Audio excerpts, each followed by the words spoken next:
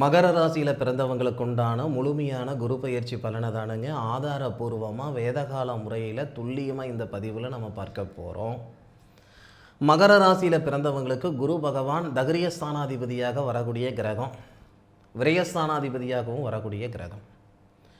தனகாரகன் சொல்லக்கூடிய குரு பகவான் உங்களுடைய ராசிக்கு 7வது பாவகத்துக்கு கோட்சார ரீதியாக பயிற்சியில் வராரு. அப்போ தனகாரகன் சொல்லக்கூடிய குரு, தகரியஸ்தானாதிபதின்னு சொல்லக்கூடிய குரு உச்ச நிலையில் இருந்து உங்களுடைய ராசியை பார்க்கக்கூடிய நேரம், உங்கள் ராசிநாதனை பார்க்கக்கூடிய நேரம், உங்கள் ராசிக்கு 11வது பாவகம் லாபஸ்தானத்தை பார்க்கக்கூடிய நேரம் எப்படி இருக்க போகுதுன்றது பற்றி தானுங்க முழுமையாக இந்த பதிவில் நம்ம பார்க்க போகிறோம். அதுக்கு முன்னாடி இன்றைக்கி சம்பாதிச்சவங்க, சாதித்தவங்க, இப்போ 1000 பேருக்கு 2000 பேருக்கு வேலை கொடுக்கக்கூடிய இடத்துல இருக்கக்கூடியவங்க எல்லாருக்குமே இந்த பிரபஞ்சம் ஒரு கொடுத்ததுனால தானே சாதிச்சாங்க இல்லையா? ஒருத்தருக்கு இந்த பிரபஞ்சம் ஆணாக இருந்தாலும் சரி பெண்ணாக இருந்தாலும் சரி ஒருத்தருக்கு ஒரு சந்தர்ப்பத்தை கொடுக்குதுன்னா அவருடைய நேரகாலங்கள் சாதகமாக இருக்கிற பட்சத்தில் எதிர்பார்ப்புகள் அப்படின்றது எல்லாருக்கும் எல்லா நேரத்திலையும் இருக்க தான் செய்யும். அப்போ நேரகாலங்கள் ஒன்று சாதகமாக இருந்தால் தான் போக வேண்டிய இடத்துக்கு போக முடியும். அதில் எந்த விதமான மாற்று கருத்தும் கிடையாது. அந்த மாதிரியான நேரம் தானுங்க இந்த மகர ராசியில் பிறந்தவங்களுக்கு இந்த குரு பயிற்சி. என்ன சார் இவ்வளோ மிகைப்படுத்தி சொல்கிறீங்க, இதெல்லாம் நடக்குமா சார்? நடக்கலைன்னா என் சட்டையை பிடிச்சி கேளுங்க. உங்களுடைய ராசிக்கு அதிபதியும் சனிதானுங்க. உங்கள் ராசிக்கு 2வது பாவகம், அதாவது தனஸ்தானாதிபதின்னு சொல்லக்கூடியவரும் சனிதானுங்க. உங்களுடைய ராசிநாதன் சனி பகவான், தனஸ்தானாதிபதி சனி பகவானுக்கு குரு பகவான் தனகாரகன் வீடு கொடுக்கிறார். 3வது பாவகத்தில் இருக்கிறாரு சனி பகவான். குரு பகவான் உங்கள் ராசிக்கு 7வது பாவகத்துக்கு உச்ச நிலையாகி உங்களுடைய ராசியை பார்க்கறதுக்கு முன்னாடி லாபஸ்தானத்தை பார்க்கிறார். அப்போது நீங்கள் செய்யக்கூடிய தொழில், இதுக்கு முன்னாடி செய்துக்கிட்டு இருக்கிற தொழிலாக இருந்தாலும் சரி அல்லது செய்ய போகிற தொழிலாக இருந்தாலும் சரி, அதில் வளர்ச்சியை உருவாக்கி கொடுக்க போகுது. அதில் எவ்விதமான மாற்று கருத்தும் கிடையாது. ஐயா நான் யாரோ பிழைக்கிறதுக்கு நான் கஷ்டப்பட்டுக்கிட்டு இருக்கிறேன், உழைப்புக்கு தகுந்த உயர்வு இல்லை, வாழ்க்கைக்கு ஏற்ற வளர்ச்சி இல்லை, வேறு வழி இல்லாமல் இந்த தொழிலில் இருக்கிறேனுங்க, வேறு வழி இல்லாமல் இதை நான் செய்துக்கிட்டு இருக்கிறேனுங்கன்னு சொல்லக்கூடிய இடத்துல இருக்கக்கூடிய மகர ராசியில் பிறந்தவங்களுக்கு கூட இந்த நேரம் உங்களுக்குன்னு ஒரு தரத்தை, உங்களுக்குன்னு ஒரு வாய்ப்பு கொடுக்கும் இந்த பிரபஞ்சம். நம்ம எதிர்பார்க்குறது அதுதானுங்க. யாரையும் கையை பிடிச்சி கூட்டிகிட்டு போகணும்னு அவசியம் இல்லை சாமி. எனக்கான வாய்ப்பு இருந்தால் போதும், எனக்கான வாய்ப்பு இருந்தால் என்கிட்ட என்ன திறமை இருக்குதோ அந்த திறமையை நான் வெளிப்படுத்துகிறேன் அப்படின்ற இடத்துல தானே எல்லோரும் இருக்கிறீங்க. அப்போ மகர ராசியில் பிறந்தவங்களுக்கு இந்த பிரபஞ்சம் கொடுக்கக்கூடிய வாய்ப்பு என்னன்னா, தனகாரகன் லாபஸ்தானத்தை பார்க்கிறாரு.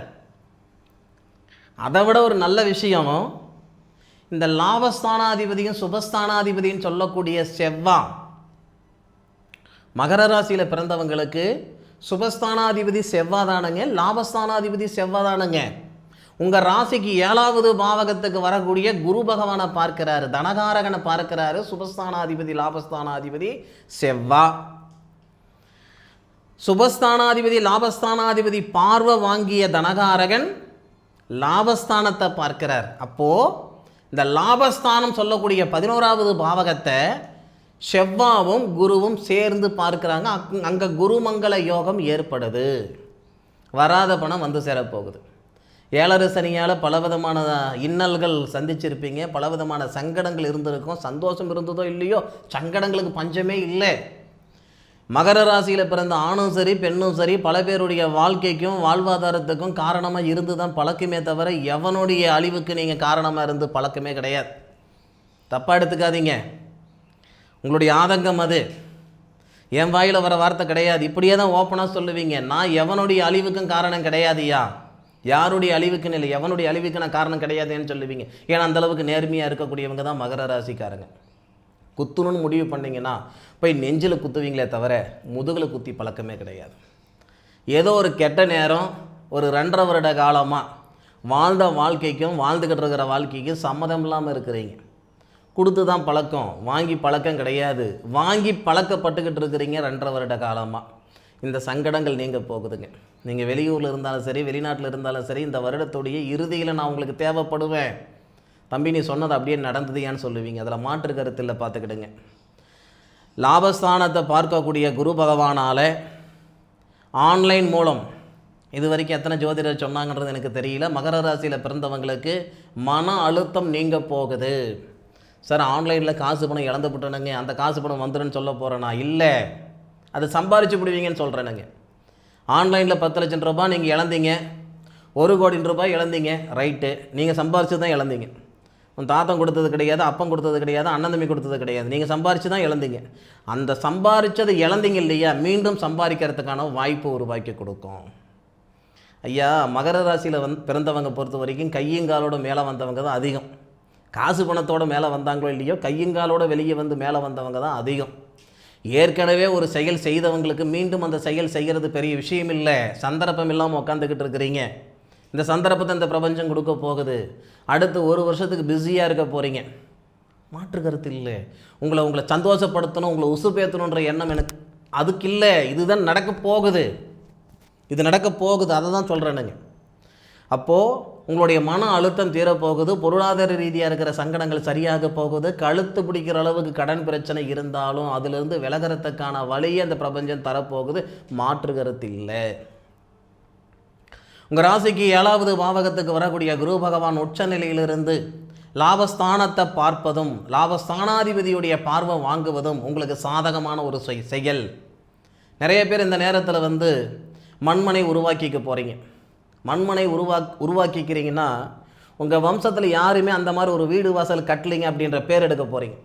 எழுதி வச்சுக்கோங்க. நிறைய பேர் வெளிநாட்டில் சாதிக்க போகிறீங்க. இதில் வெளிநாட்டில் இருக்கிற மகர ராசிக்காரங்களுக்கு எல்லாருமே இது பிரமாதமான ஒரு நேர காலங்கள்.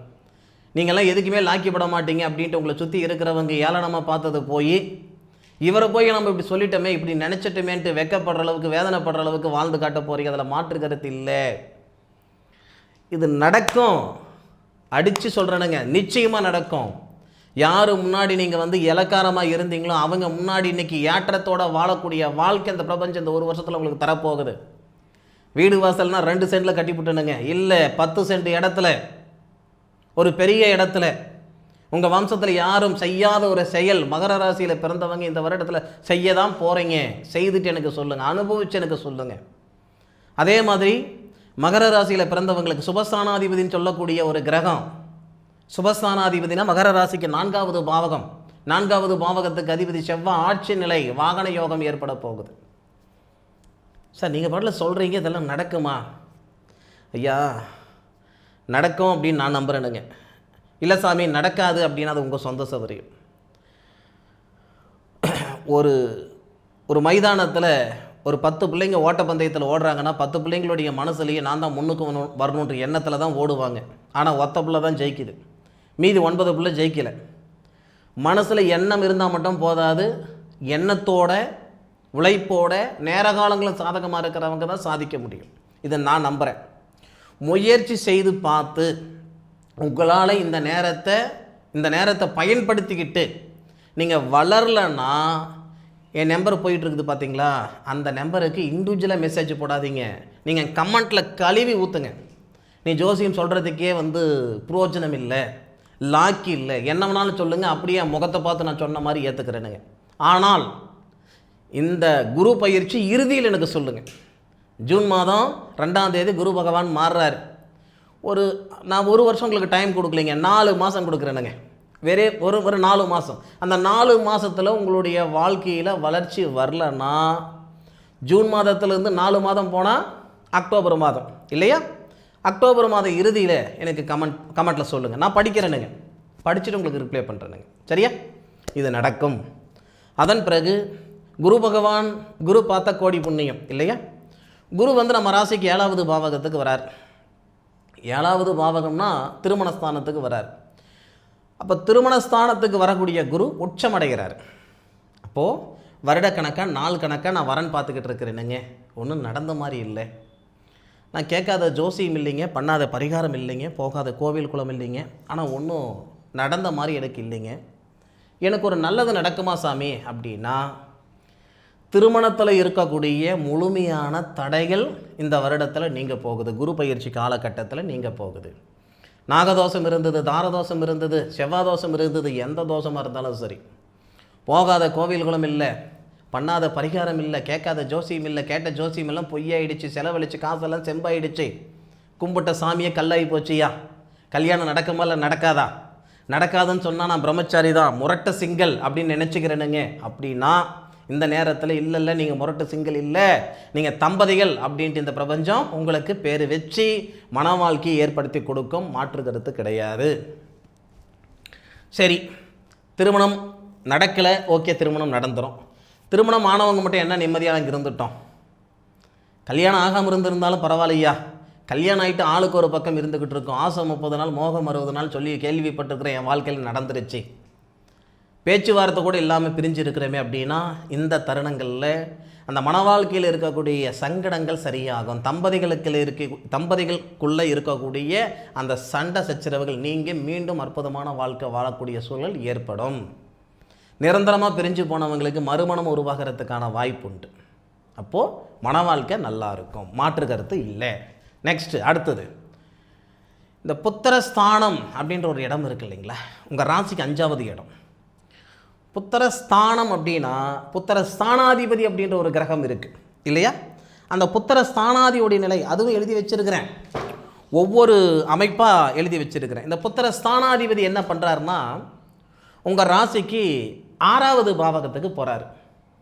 இந்த குரு பயிற்சி ஆரம்பித்து கரெக்டாக 16 நாள் கழிச்சு ஜூன் மாதம் 2ஆம் தேதி குரு பகவான் பயிற்சி அடைகிறார். அப்போ ஜூன் மாதம் 2ஆம் தேதினா அதிலிருந்து ஒரு 16 நாள் போகட்டும். அப்போ நமக்கு ஜூன் மாதம் 18ஆம் தேதி வரும்னு நினைக்கிறேன். ஜூன் மாதம் 18 தேதியிலிருந்து இந்த மகர ராசியில் பிறந்தவங்களுக்கு புத்திர பாக்கியத்தில் இருக்கிற தடைகள் நீங்க போகுது. அதுவும் அப்படி தான். 10 வருஷம் ஆகுது திருமணம் ஆகிட்டு, 15 வருஷம் ஆகுது திருமணம் ஆகிட்டு, குழந்தை பாக்கியம் இல்லை, நிறைய வைத்தியம் பண்ணிட்டோம், நிறைய பரிகாரங்கள் செய்துட்டோம், ஒன்றும் நல்லது நடக்கலை சாமி அப்படின்னா உறுதியாக ஜூன் மாதம் 18 தேதியிலிருந்து 100% வாய்ப்பு இருக்குது. ஒரே வார்த்தையில் சொல்லணுமா, உங்கள் வம்ச விருத்தி அடைய போகுது. இதை விட பெரிய சந்தோஷம் வேறு என்ன இருக்குது சொல்லுங்கள் பார்க்கலாம். அப்பேற்பட்ட ஒரு நல்லது நடக்க போகுது, அந்த நிகழ்வு நடக்க போகுது இந்த குரு பகவானுடைய பயிற்சி காலகட்டத்தில். அதன் பிறகு நம்ம ராசி அதிபதியை பார்க்கிறார் அல்லவா குரு. குரு நம்ம ராசியை பார்த்துட்டாரு, நமக்கான நம்மளுடைய திறமையை வெளிக்காட்டுறதுக்கான சந்தர்ப்பம் கொடுக்குற போகிறாருன்னு வச்சுக்கோங்களேன். ஏன்னா ஒவ்வொருத்துக்கும் ஒவ்வொரு விதமான திறமை இருக்கும், எதிர்பார்ப்புகள் இருக்கிற மாதிரி திறமைகள் இருக்கும். உங்களுடைய திறமையை வெளிப்படுத்துறதுக்கான நேரம் இது. வெளிப்படுத்திக்கிறதும் வெளிப்படுத்திக்காமல் இருக்கிறது உங்களுடைய சொந்த சௌரியம். அலற குழந்தைக்கு தான் பால் கிடைக்கும், அழாத குழந்தைக்கு பால் கிடைக்க போகிறதில்லை இல்லையா. சரி, நம்ம ராசியை பார்க்கறதுனால இந்த மாதிரி ஒரு மாற்றம். நம்ம ராசியாதிபதியை பார்க்கிறார் அல்லவா. அப்போ ராசியாதிபதி ஏற்கனவே குருவுடைய வீட்டில் இருக்கார். அப்போ அவரை குரு பார்க்கிறார். தொழில்காரகன் அல்லவா குரு, தொழில்காரகன் அல்லவா நமக்கு சனி. தனஸ்தானாதிபதி சனி தான். தனஸ்தானாதிபதி சனியை தனகாரகன் சொல்லக்கூடிய குரு பார்க்கிறார். தொழில்காரகன் சொல்லக்கூடிய அந்த சனியை தனகாரகன் பார்க்கிறார். இதனால் என்ன நடக்க போகுதுன்னா, சில பேருக்கு படித்த படிப்புக்குண்டான உத்தியோகம் வரும். அரசாங்க உத்தியோகத்தில் பெரிய லெவலில் வரப்போகிறீங்க, அரசியல் துறையில் பெரிய லெவலில் வரப்போகிறீங்க, அயல்நாடு போகிறதுக்கான சூழல் உருவாக போகுது. சில பேருக்கு படிப்பறிவு கொண்டு வேலைக்கு போகிறவங்க ஒரு சிலர் இருக்கிறீங்கன்னா, பகுத்தறிவால் மேலே வர்றவங்களும் நிறைய பேர் இருக்க தான் போகிறீங்க. இந்த நேரத்தில் உங்களுடைய வார்த்தைகளுக்கு முக்கியத்துவம் கிடைக்கும். உங்களுக்கு பேரு புகழ் உருவாகும், மதிப்பு மறுவாத உருவாகிறதுக்கான நேர காலங்கள் இருக்குதுங்க. மகர ராசியில் பிறந்தவங்களுக்கு மரியாதை வரக்கூடிய நேரம். மரியாதை நிமித்தமாக மகர ராசியில் பிறந்தவங்க சாதிக்கிறதுக்கு உண்டான நேரம் தான் இது.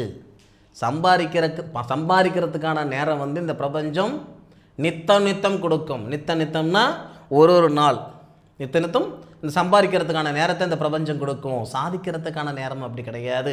வருடத்தில் ஒரு நாள், மாதத்தில் ஒரு நாள், இந்த நாட்கள் சாதிக்கிறதுக்குண்டான நேரம். சாதிப்பதும் சாதிக்காமல் போகிறதும் உங்களுடைய சொந்த சௌரியம். பிரபஞ்சம் கையை பிடிச்சி யாரையும் கூட்டிகிட்டு போகாது. ஏதாவது ஒரு வகையில் நமக்கான பாதை இதுதான்ற வார்த்தையை தான் சொல்லும். இந்த பிரபஞ்சத்துடைய வாக்குன்னு நினச்சிக்கிட்டு தயவு செய்து உங்களை நீங்கள் தயார்படுத்திக்கோங்க. இந்த நேரத்தில் உங்களுடைய சுய ஜாதகத்தில் நடக்கக்கூடிய தசாபுத்தி என்னன்றது ஒரு முறை பார்த்துக்கிடுங்க.